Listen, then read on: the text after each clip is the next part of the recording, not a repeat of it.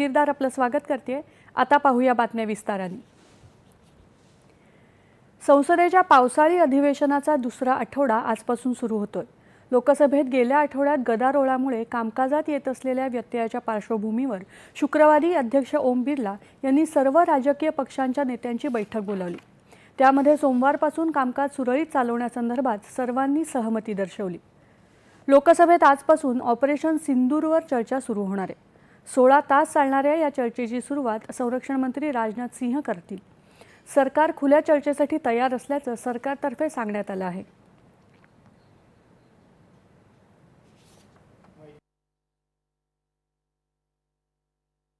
Monday से लोकसभा में 16 hours 16 घंटे के लिए ऑपरेशन सिंदूर पर चर्चा होगी और ट्यूसडे को राज्यसभा में फिर 16 घंटे के लिए ऑपरेशन सिंदूर पर चर्चा होगी।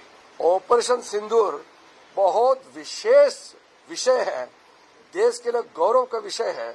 हमारा सैनिकों का वीर गाथा के बारे में बहुत लोगों को कहना है, इसलिए ऑपरेशन सिंदूर का चर्चा स्पेशल डिस्कशन होगा।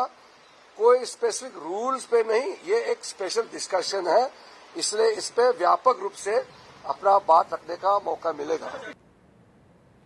रालोआ आघाडीकडून शिवसेना नेते श्रीकांत शिंदे सहभागी होतील।